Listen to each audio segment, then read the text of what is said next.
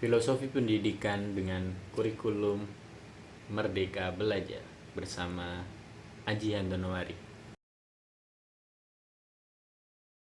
Pendidikan adalah sebuah kegiatan pembelajaran yang dimana itu artinya seperti halnya kita di sekolah, guru dan murid. Tetapi pendidikan itu jauh lebih luas daripada itu. Mungkin teman-teman pikir ketika mendengar kata pendidikan ya itu yang ada di sekolah, tapi tidak. Yang disebut pendidikan itu adalah pelajaran dari teman-teman lahir sampai teman-teman meninggal dunia. Seperti bagaimana teman-teman berjalan, bagaimana teman-teman berbicara, bagaimana teman-teman mengenal suatu benda, teman-teman mengamati sebuah kejadian, bagaimana teman-teman merespon sebuah kejadian yang itu tidak dipelajari di sekolah, itu juga sebuah pendidikan. Nah, kalau pendidikan yang di sekolah itu mendapatkan klasifikasi baru, yaitu pendidikan formal. Nah, pendidikan formal itu di dalamnya pasti terdapat sebuah kurikulum. Kalau di Indonesia yang paling baru itu ya kurikulum Merdeka. Apa itu kurikulum? Nah, kurikulum itu adalah perangkat mata pelajaran dan program pendidikan yang diberikan oleh suatu lembaga penyelenggara pendidikan. Ya, kalau di Indonesia itu Kemendikbudristek, yang berisi rancangan pelajaran yang akan diberikan kepada peserta pelajaran dalam satu periode jenjang pendidikan. Nah, tadi kan saya sudah bilang tentang kurikulum terbaru, yaitu kurikulum Merdeka. Nah, kurikulum Merdeka itu adalah kurikulum yang baru aja tahun lalu atau 1 tahun yang lalu tepat itu diresmikan oleh Bapak Nadiem Makarim selaku Mendikbudristek. Teman-teman bisa membaca sendiri terkait kurikulum Merdeka di laman resminya, yaitu kurikulum.kemendikbud.go.id, atau bisa klik link di bawah ini. Tema besar yang dibawakan oleh kurikulum Merdeka itu adalah keleluasaan pendidik dan pembelajaran berkualitas. Keleluasaan pendidik yang dimaksud di sini itu adalah bagaimana seorang guru atau pendidik itu guru dibebaskan untuk metode mereka mengajar materi esensial itu bagaimana, misal menggunakan pembelajaran video atau pembelajaran dengan permainan atau dengan praktikum atau dengan alat peraga dan lain sebagainya. Itu dibebaskan sekreatif mungkin kalau bisa si guru tersebut. Nah, hal itu harus tentu saja dengan memahami kode etik seorang pendidik. Jadi sebelum melakukan pembelajaran dengan keleluasaan pendidik tadi, diharapkan seorang pendidik itu mencari seluk-beluk dulu tentang siswa-siswinya. Jadi agar capaian pembelajaran itu tercapai, guru harus dapat merancang rancangan pembelajaran itu dengan apik agar pembelajaran menghasilkan hasil yang berkualitas. Nah, di dalam kurikulum Merdeka itu terdapat 3 karakteristik. Yang pertama ada pengembangan soft skill dan pengembangan karakter. Di mana soft skill yang dimaksud di sini itu adalah hal-hal minor yang akan dibawa sampai orang tersebut tua, misal seperti public speaking, atau seperti editing atau hal-hal yang lainnya.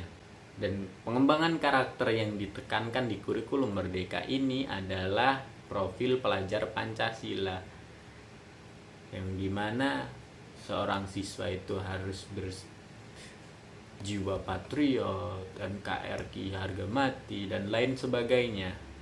Jadi itu harus tertanam di dalam karakter seorang siswa. Nah, karakteristik yang kedua itu ada fokus pada materi esensial. Apa itu materi esensial? Itu tuh ya seperti mata pelajaran yang teman-teman pelajarin. Intinya, materi esensial yang dipelajari di sekolah diharapkan memiliki relevansi dengan kehidupan bermasyarakat. Misal seperti hitung-hitungan di matematika atau pengetahuan umum tentang biologi, tentang fisika, dan lain sebagainya. Yang diharapkan pembelajaran itu juga bisa secara mendalam. Intinya pembelajaran itu dilakukan secara tuntas dan jelas. Nah, kalau di kurikulum Merdeka atau kurikulum yang baru ini, fokus pada materi esensial ini menekankan pada literasi dan juga numerisasi, yang pada dasarnya Indonesia itu nomor 2 dari bawah tentang literasi. Angka literasinya memang sangat rendah sekali. Nah, untuk karakteristik yang ketiga itu ada pembelajaran yang fleksibel. Jadi siswa ataupun guru itu memiliki fleksibilitas ketika mau belajar ataupun menyampaikan pelajarannya. Jadi tidak ada batasan waktu untuk seseorang belajar dan juga untuk menyampaikan materi secara fleksibel. Jadi bisa menggunakan media sosial ataupun di kelas itu langsung ataupun yang lain sebagainya. Nah, di dalam website go.id ini juga dijelaskan alur dalam memahami kurikulum.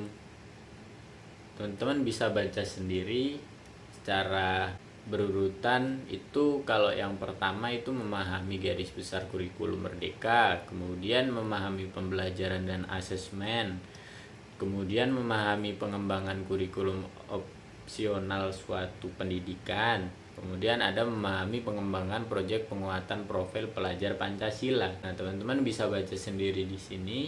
Nah, yang ingin saya highlight dari kurikulum Merdeka ini tentu saja belum menyelesaikan masalah yang udah ada dari jauh-jauh zaman dahulu kala, yaitu tentang mata pelajaran di Indonesia yang terlalu banyak, khususnya untuk siswa SD, SMP, dan juga SMA, yang di mata masyarakat hal yang tidak penting dan tidak mereka minati kenapa dipelajari di sekolah, dan juga kurangnya sosialisasi tentang kebermanfaatan materi yang dipelajari di sekolah tersebut. Nah, kemudian di kurikulum Merdeka ini menurut saya malah lebih jauh memberatkan pendidik itu sendiri. Tuntutan pendidik itu jadi jauh lebih besar karena mereka diberikan keleluasaan. Artinya mereka harus benar-benar memikirkan rancangan tentang pendidikan tersebut agar pembelajaran berjalan berkualitas.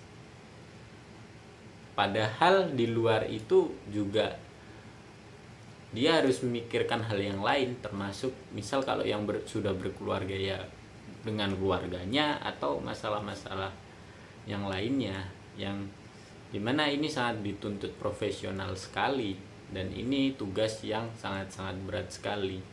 Itulah kenapa banyak sekali oknum guru yang malah mungkin takutnya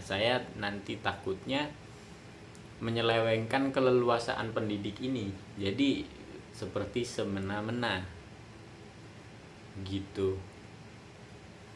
Tapi di samping itu semua, tentang proof dari kurikulum Merdeka ini, tentang isu learning loss-nya, tentang isu-isu after pandeminya menurut saya sudah cukup bagus kalau dalam bentuk tulisan saja. Ya, mungkin cukup sekian saja video dari saya. Maaf kalau banyak kurang atau kesalahan dalam berbicara. Kalau ada tambahan dari kalian ataupun ada komentar yang perlu disampaikan untuk membenarkan ataupun melengkapi, silahkan tulis di kolom komentar.